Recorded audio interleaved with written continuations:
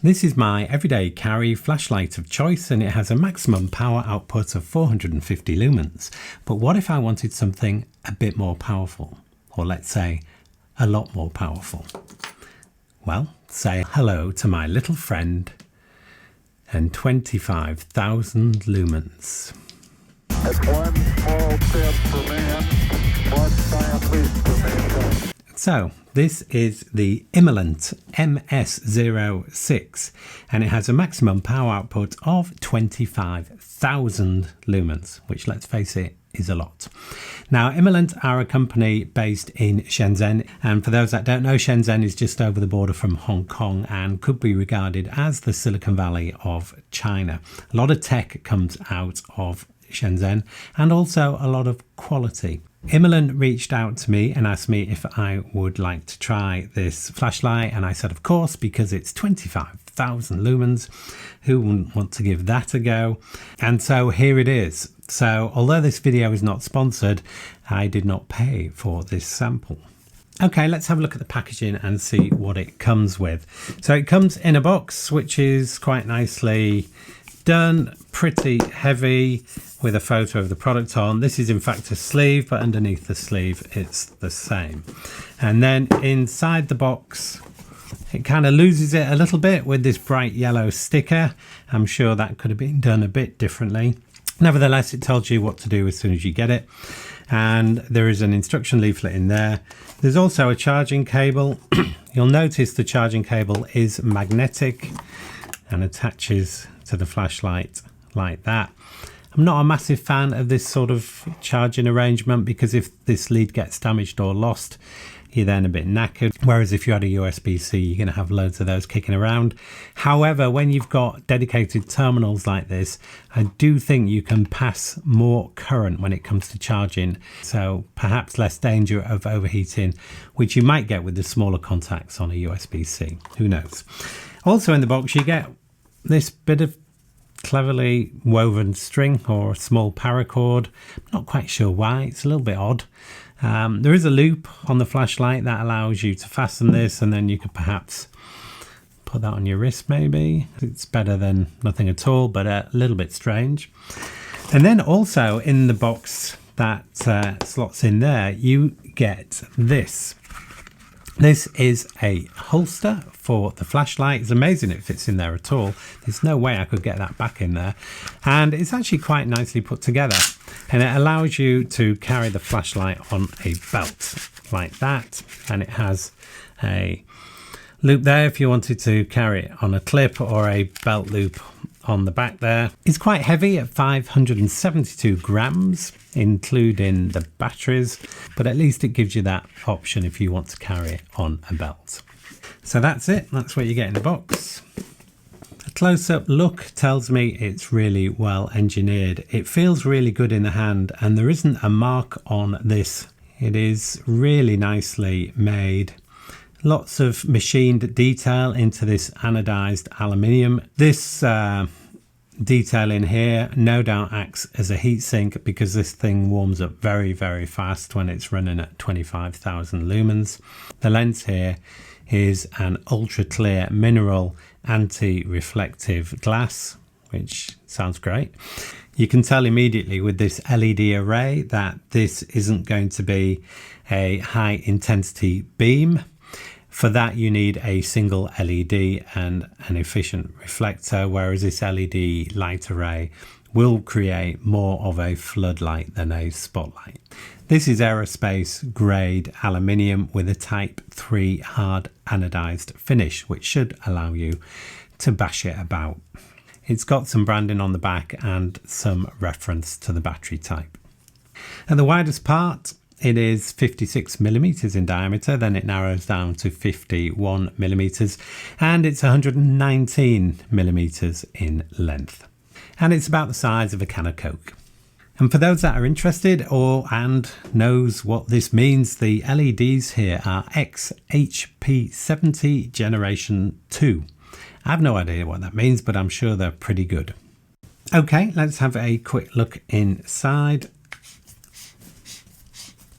So the base unscrews on quite a fine thread. You'll immediately see there is an O-ring here, and the combination of this fine thread, the O-ring here, and the magnetic charging where you don't have an open port gives this flashlight an IPX8 rating, which is really good, and that means you can drop it into the deep end of the swimming pool and not cry. And it also has a drop test rating of 1.5 meters. So inside we have three 21-700 batteries. And these batteries are 4,000 milliamp hours and they are high discharge. And that is to allow you to run up to that 25,000 lumen maximum power output. This battery separator here that holds the batteries in place is actually machined out of aluminium. It would have been much cheaper to make it out of plastic, but I really like the fact that it's not plastic, it's aluminium. It suggests that the emphasis here is on quality, which is really nice to see.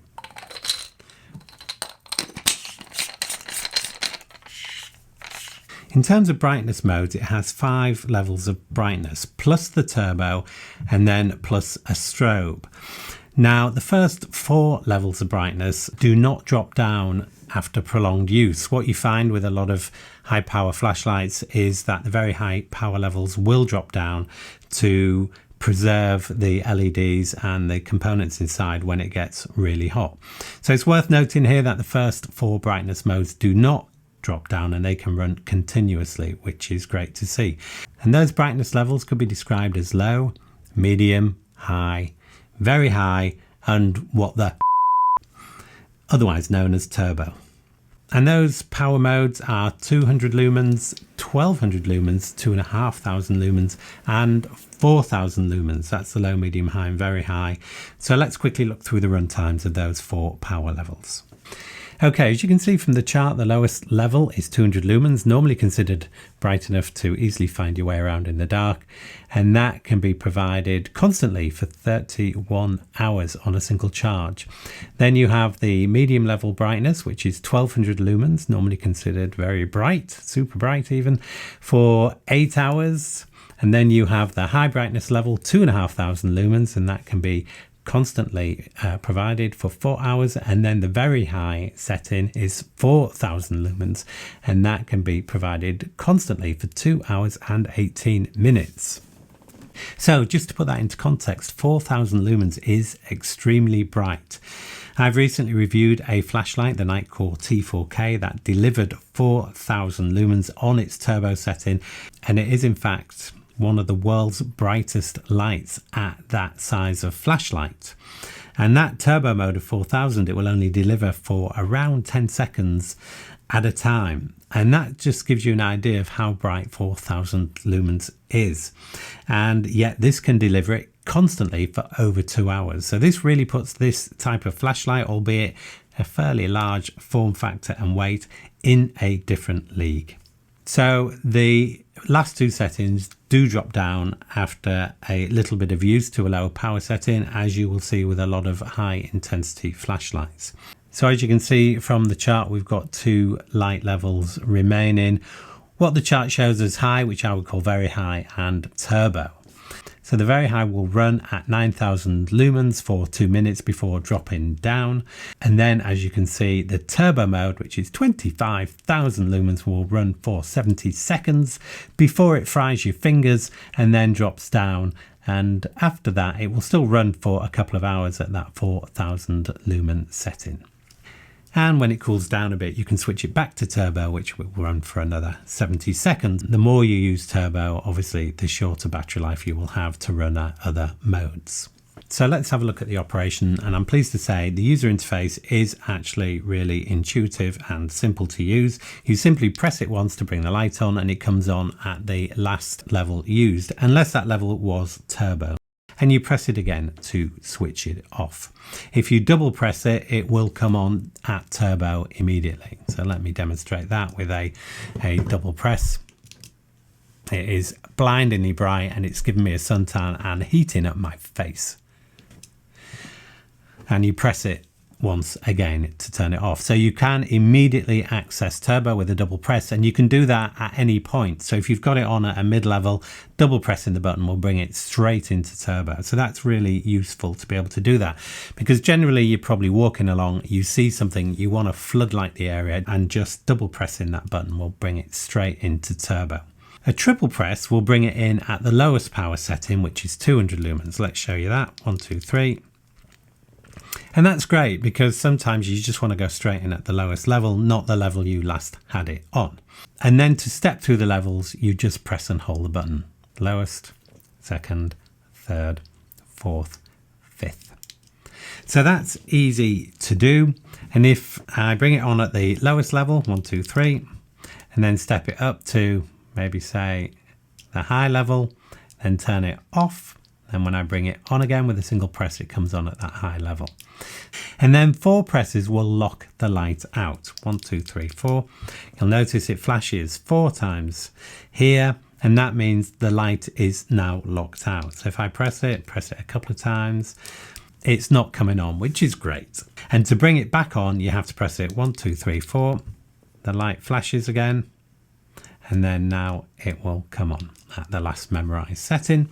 So that's really useful, and that lockout's great to see, because this button is really easy to press, and if you put this in your bag, it might get knocked around in the bag and get hit 4 times, in which case the light will come on. I know that sounds a little bit unlikely, but it's possible. And for me, the easiest way to make sure this thing never comes on in a bag is just to unscrew it 1/4 of a turn. Then no matter what you do, it is not coming on, and that to me is the safest way of carrying it. Imagine this was in luggage, the button was pressing against something, it was jumping up and down. It could bring the light on, and if it did bring it on, particularly at the high levels, this gets super hot and it could cause a problem. So for me, I would always unscrew it 1/4 of a turn, and you can do that with pretty much any of these quality flashlights, and to me that is the safest way of locking it out. So I turn it back on, and then it comes back on in the way described. So that to me works really well. The only mode I've not shown you so far is the strobe mode, and you get to that actually whilst you're in turbo. So when you're in turbo, you double press again and it goes into this strobe mode. So I'm going to demonstrate that now. So if you're sensitive to strobe, you might want to jump to the next chapter. So you press it twice to bring it into turbo mode, and then you press it twice again and you get this crazy mental strobe. A single press turns it off again. So those are the different modes. That's the user interface, and yeah, really straightforward, I would say. So when it comes to charging, you use the supplied lead. As I mentioned before, it would be a shame if this broke or it got lost, because then you'd be knackered. It attaches magnetically really nicely, and then you have a USB-A. Now I don't have a USB socket within reach, so I'm going to use a power bank to show you it in action. And if you've not seen this power bank before, I'll be reviewing this in another video.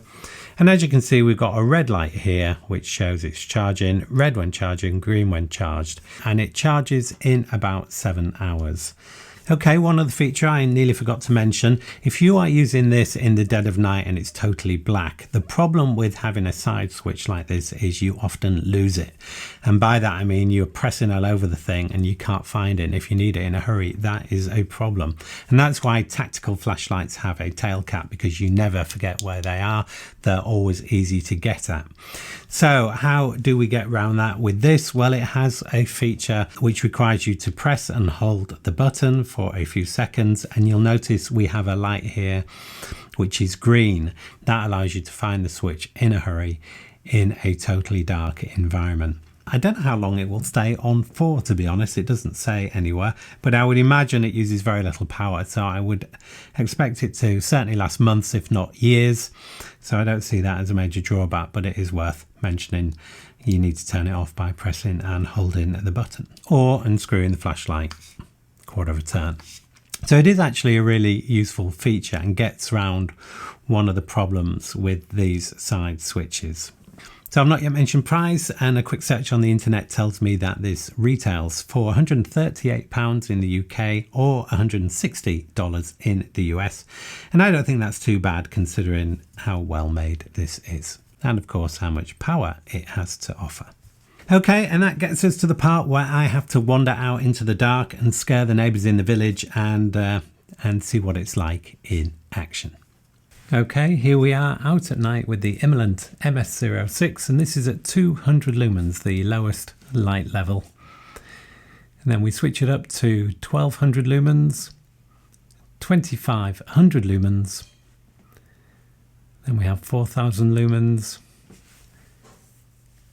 and this is 9000 lumens, followed by 25,000 lumens. Unbelievably bright for a handheld flashlight, and as you can see, it lights up the whole street and pretty much turns night into day.